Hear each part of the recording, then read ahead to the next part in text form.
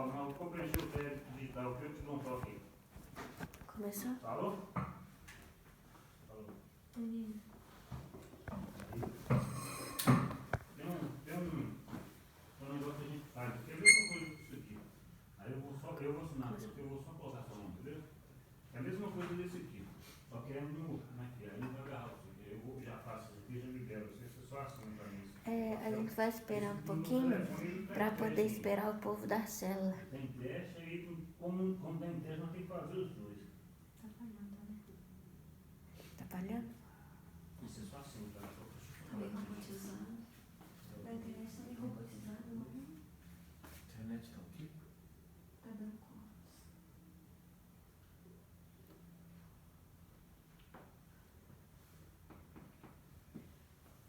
Poliana.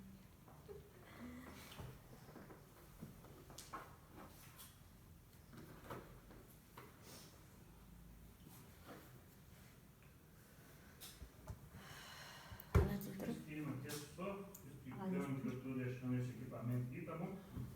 Depois fica uma cópia com vocês que dá uma ajuda, né?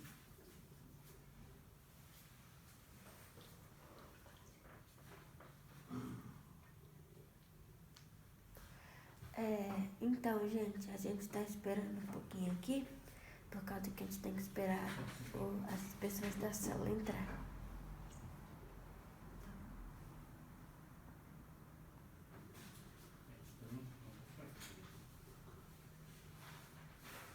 Aqui se coloca fazendo contagem no dia.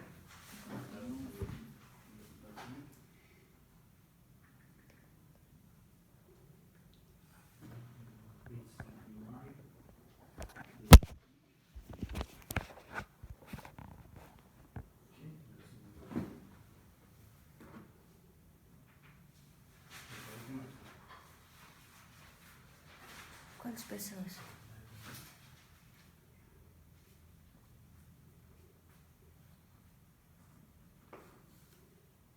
Já esperava? Quantas horas? 10 minutos. 7h40. A gente podia começar. Quer?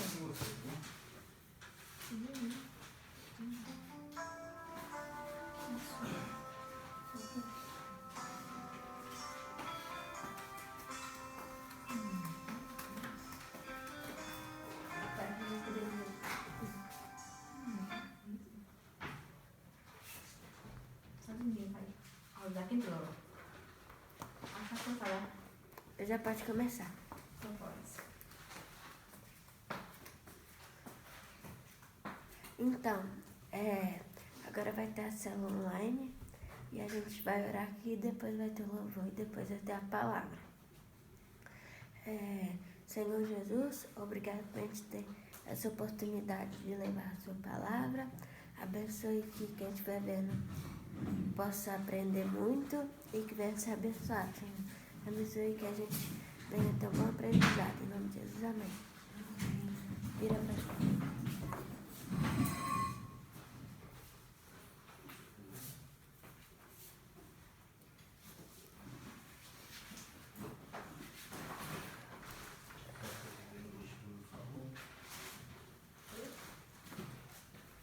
Tá certo. Minha fé não está firmada nas coisas que podes fazer. Eu aprendi a te adorar pelo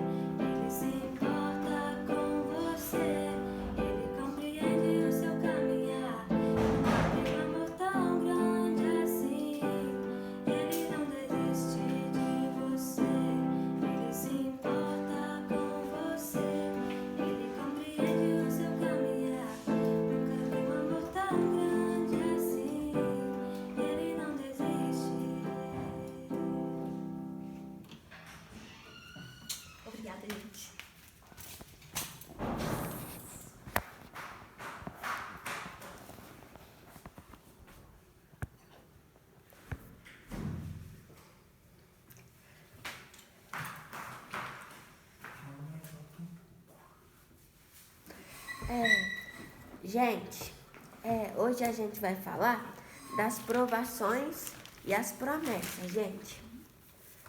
A qualidade pode estar ruim, mas se a qualidade estiver ruim, a gente tá gravando aqui e vai pôr no YouTube, viu, gente? Vai dar pra ver depois. Então, a gente vai falar de provações e promessas. A gente está passando por um momento difícil, né? Tá com esse coronavírus, tá tendo intriga política, tá com muito desemprego agora por causa da quarentena. Então, são tempos difíceis.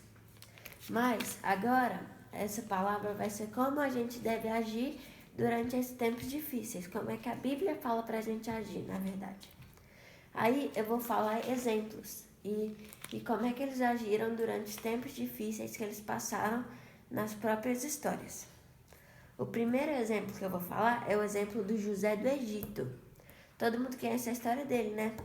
Então, aí a gente vai ficar lendo os trechos aqui para vocês entenderem. Aqui. Agora, o primeiro... Peguem aí suas Bíblias e o primeiro trecho que a gente vai ler é esse aqui. Vai ser de Gênesis 39, 7 ao 23.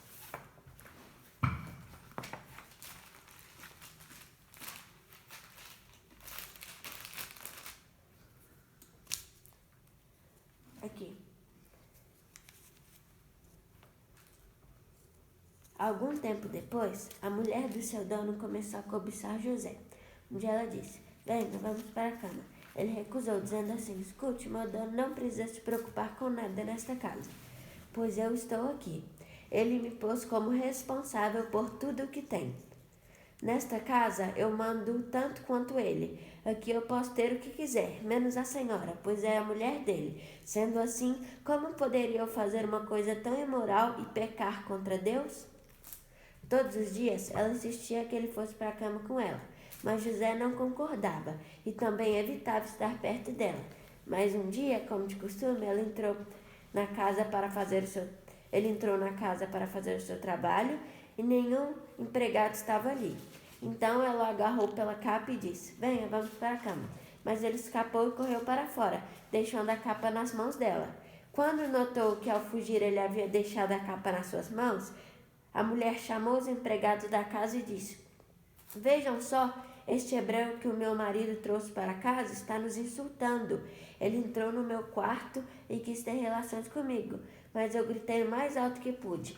Logo que comecei a gritar bem alto, ele fugiu, deixando a sua capa no meu quarto. Ela guardou a capa até que o dono de José voltou.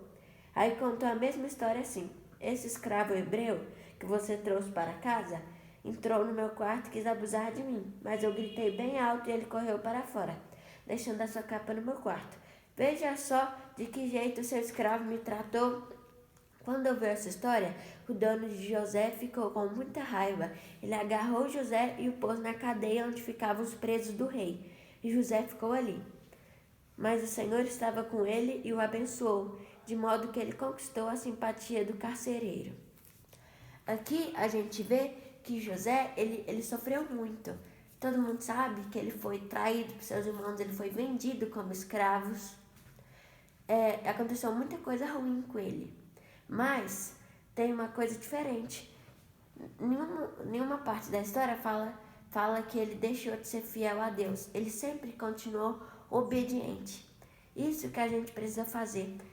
Deus manda aprovação pra gente, para provar a gente. Mas a gente tem que continuar fiel a Ele, porque, olha, todo mundo sabe que depois disso, José virou governador do Egito. Deus já tinha esse propósito para ele abençoar muita gente e salvar muita gente da fome que estava por vir.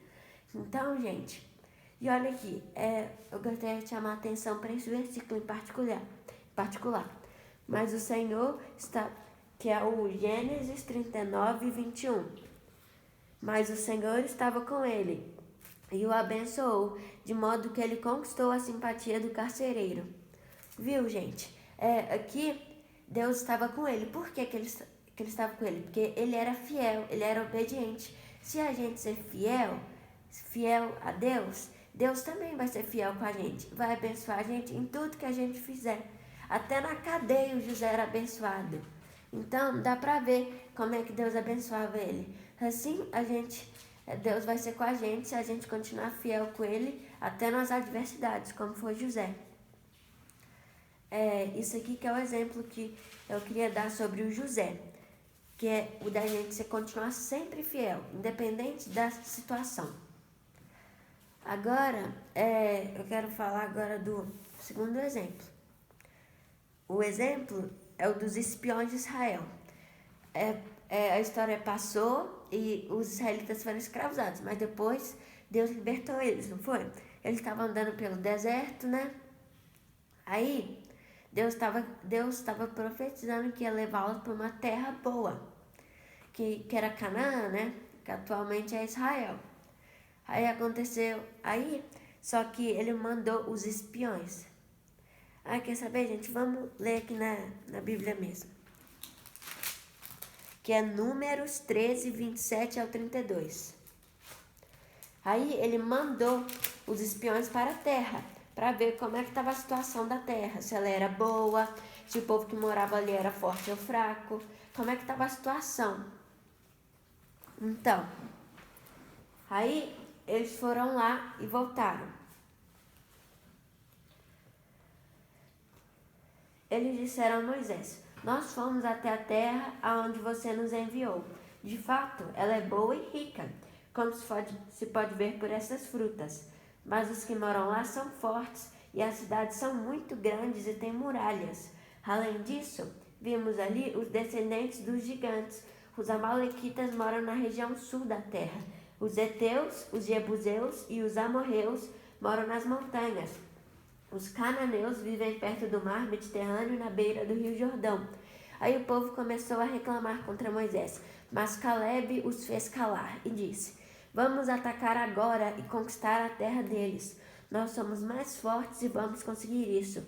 Porém, os outros que tinham ido com ele disseram: não podemos atacar aquela gente, pois é mais forte do que nós.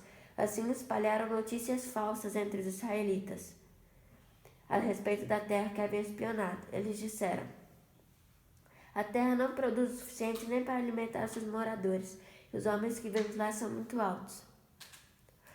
Olha, e eu queria ler a outra parte aqui. A terra que fomos espionar é muito boa mesmo. Se o Senhor Deus nos ajudar, Ele fará com que entremos nela e nos dará aquela terra, uma terra boa e rica. Porém, não sejam rebeldes contra o Senhor e não tenham medo do povo daquela terra. Nós os venceremos com facilidade. O Senhor está com a gente e derrotou os deuses que os protegiam. Portanto, não tenham medo. Aqui tem dois grupos de oposição. Foi assim, eles foram lá para a terra e viram que tinha gigantes, a terra era boa e rica. Aí eles começaram a duvidar, eles começaram a pensar assim: mas eles são muito fortes, eles têm cidades com muralhas, a gente não vai conseguir vencer eles. Isso eles estavam pensando com a mente, tipo assim, de humanos deles. Mas o Calebe e o Josué estavam pensando no poder que Deus dá para eles. Eles não estavam vendo as circunstâncias, mas eles estavam olhando na força de Deus. Às vezes a gente olha só para as circunstâncias. Mas isso é muito difícil, eu não vou conseguir fazer isso. Tipo assim, se eles estivessem sozinhos, de fato eles não iam conseguir chegar naquela terra. Mas o mais importante é que eles estavam com Deus. Isso aqui é o que eu falo: se você estiver com Deus, é o mais importante, porque Deus é mais forte e vence os desafios. Entendeu, gente? A gente não pode ser incrédulo, igual os israelitas estavam quando eles viram o poder dos homens, por causa que a gente não está fundamentando nos homens, nem na nossa habilidade, mas está fundamentando em Deus. Então a gente tem que ser como Calebe e Josué e olhar para Deus, não para as circunstâncias. E eu queria ler esse versículo aqui, que é para complementar aqui. Romanos 8:31.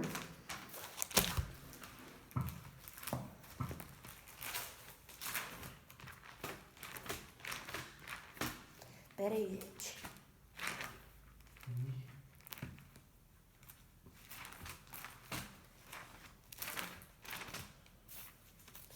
Achei. Romanos 8:31. Então, diante de tudo isso, o que mais podemos dizer? Se Deus está conosco, se Deus está do nosso lado, quem poderá nos vencer? Ninguém. É isso que nós devemos afirmar toda hora que nós vemos um desafio. A gente não tem que olhar para as circunstâncias que a gente vê aqui. A gente tem que olhar o que a Bíblia diz.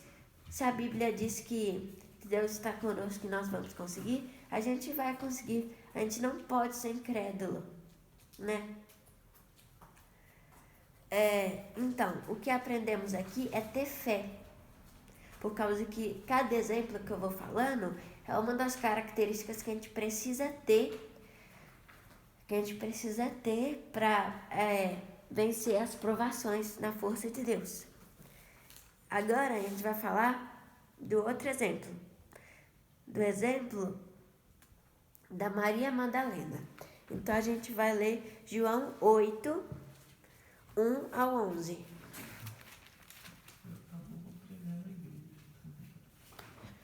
Aí, João 8, 1 ao 11. Aqui.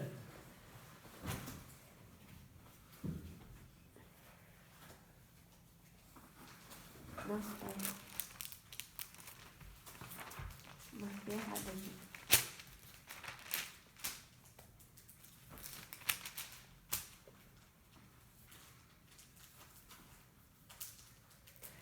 Aqui,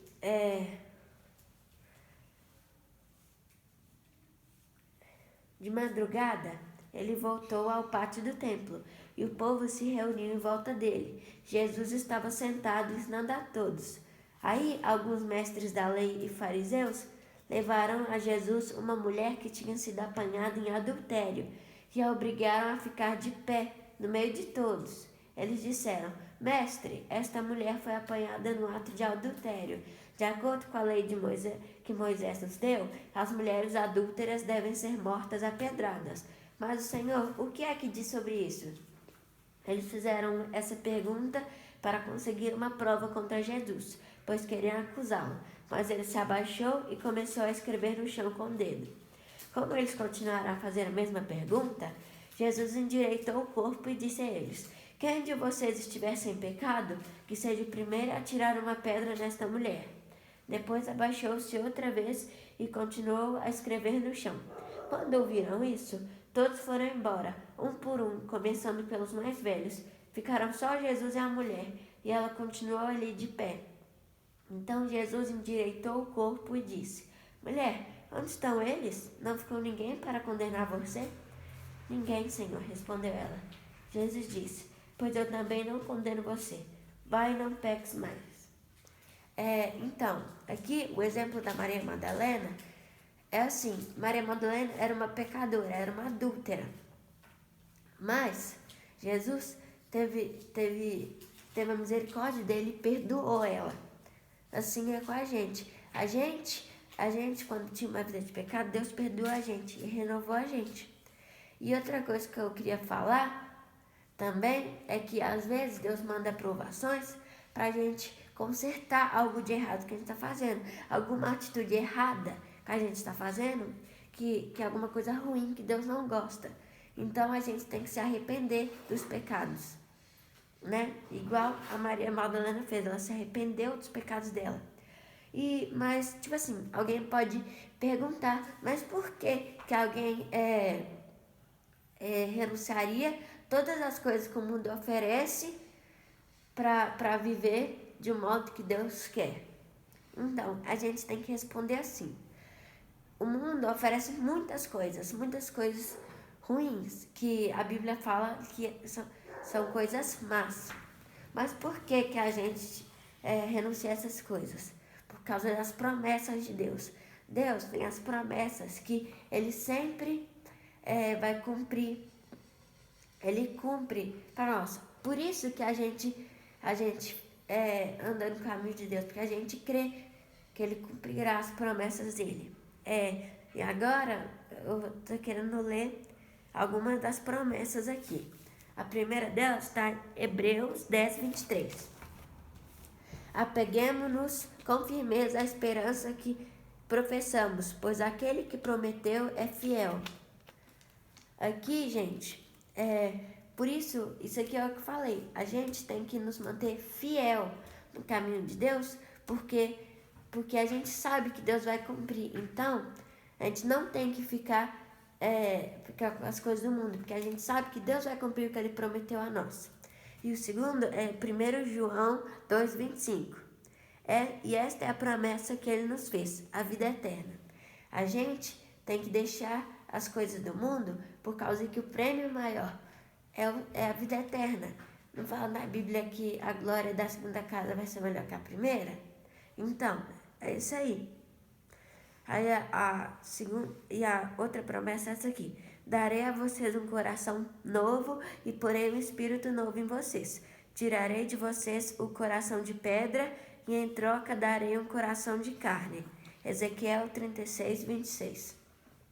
Isso aqui, que Deus vai purificando a gente cada vez mais, né? Melhorando o nosso interior. E o outro é Deuteronômio 28, 9. O Senhor fará de vocês o seu povo santo, conforme prometeu sob juramento, se obedecerem os mandamentos do Senhor, o seu Deus, e andarem nos caminhos dele. Aqui, ó, a gente, com a Maria Madalena, o que a gente aprende? A gente aprende que a gente tem que nos arrepender de todo pecado que está em nós e ter confiança nas promessas de Deus e confiar que Deus cumprirá as promessas que Ele fez. E agora eu vou falar do maior exemplo que a gente tem, do melhor exemplo, que é o exemplo de Jesus Cristo, que é nosso Senhor. Então, aqui eu vou falar, Jesus, Ele sabe tudo que a gente está passando. Ele sabe tudo que a gente está passando. E a gente tem que repousar nele para vencer o mal. Por que a gente sabe que Ele já passou tudo? Jesus também passou pelas mesmas tentações pra gente. Vamos ler o trecho que fala isso? Então, é Lucas 4, 1 ao 13.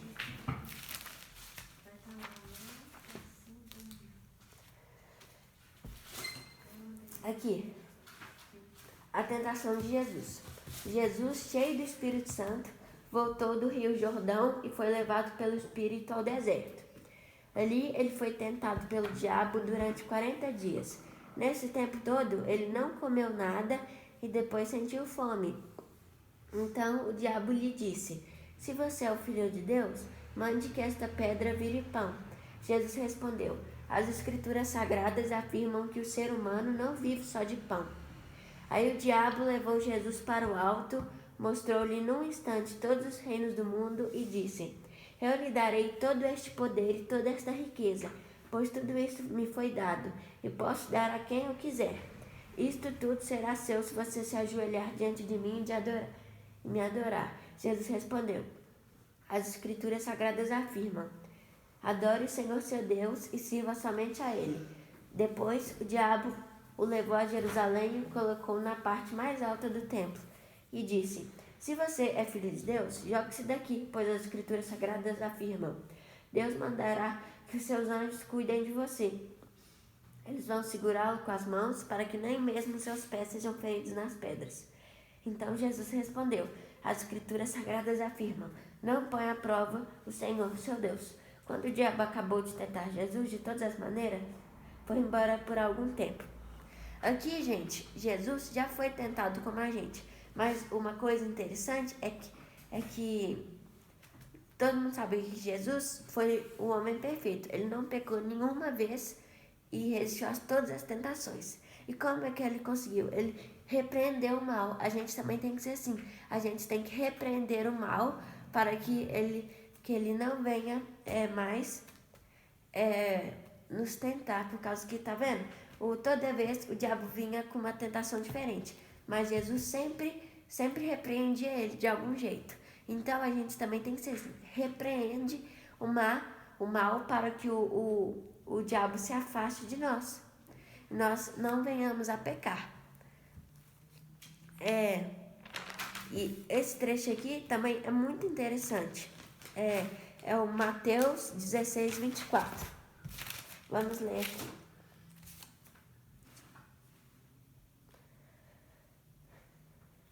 Aqui, é Jesus falando com os discípulos.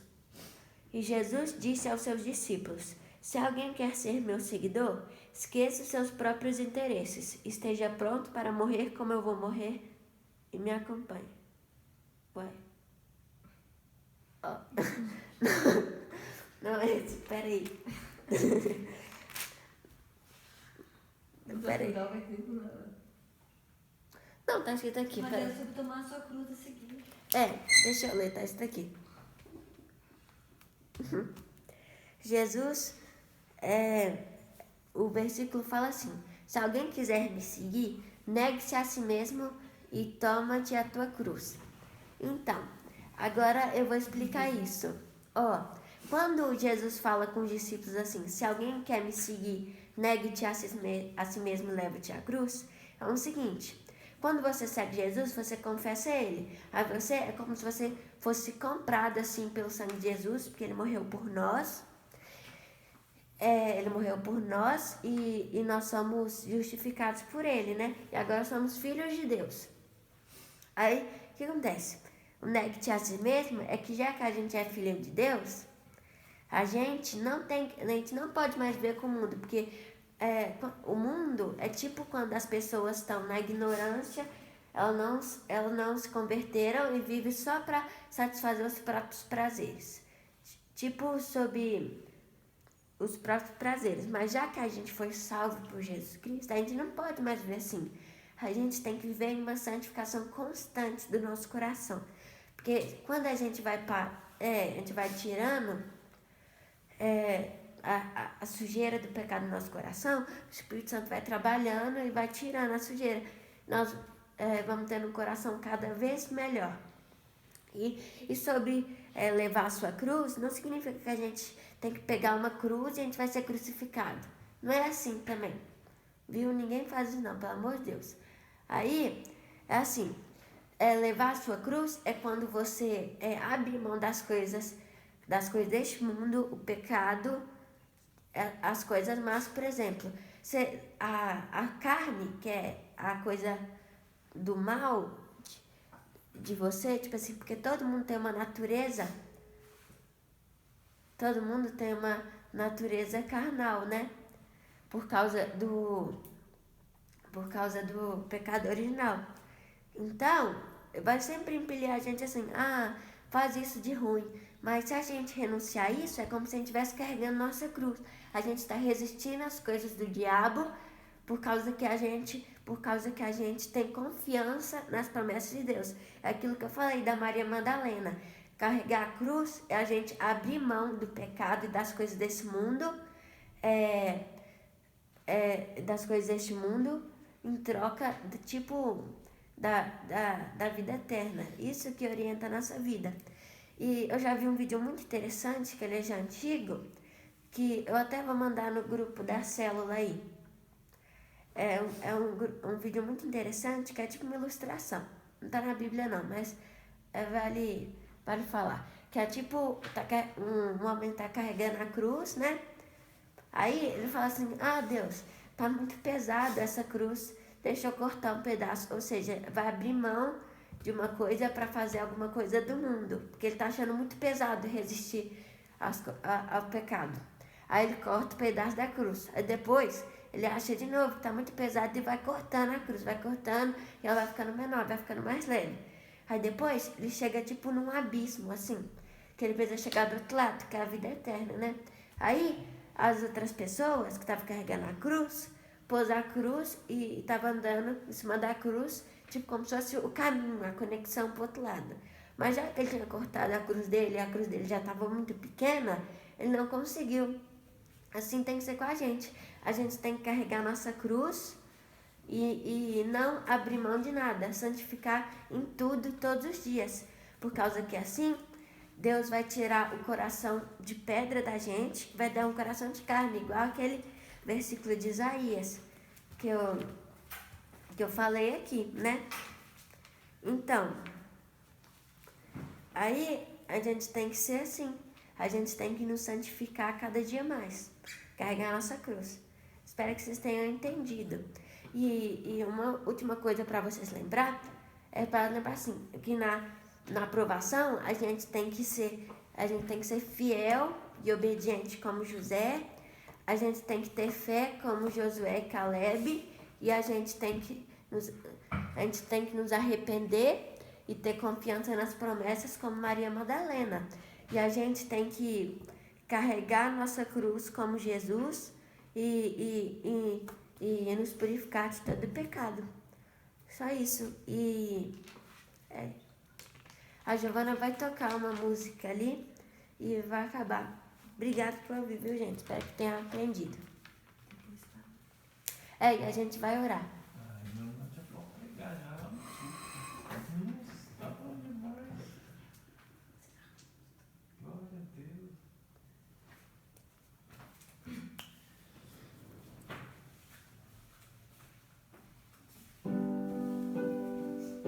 Se tu olhares, Senhor, nada encontrarás de bom, mas desejo tenho de ser transformado. Preciso tanto do teu perdão, dá-me um novo coração, dá-me um coração igual ao teu, meu mestre, dá-me um coração igual ao teu, coração disposto a obedecer, cumprir todo o teu querer. Dá-me um coração igual ao teu. Ensina-me a amar meu irmão, a olhar com teus olhos, perdoar com teu perdão. Enche-me com teu Espírito, endireita os meus caminhos. Ó Deus, dá-me um novo coração. Enche-me com teu Espírito, endireita os meus caminhos. Ó Deus, dá-me um novo coração. Dá-me um coração igual ao teu, meu mestre. Dá-me um coração igual ao teu, coração disposto a obedecer, cumprir todo o teu querer. Dá-me um coração igual ao teu.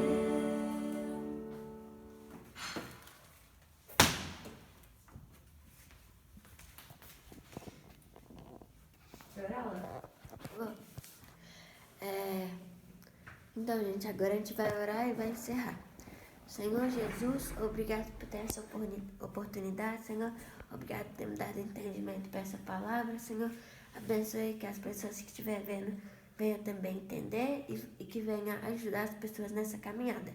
Abençoe que a gente venha ser fiel como José, ter fé como Josué e Caleb, ser arrependido e ser confiante nas promessas de Deus como Maria Madalena e levar a nossa cruz e nos negar a si mesmo assim como Jesus fez, Senhor. Abençoa, Senhor, e abençoe que a gente venha ter um coração igual ao teu. Em nome de Jesus, amém. Amém. Põe no stories.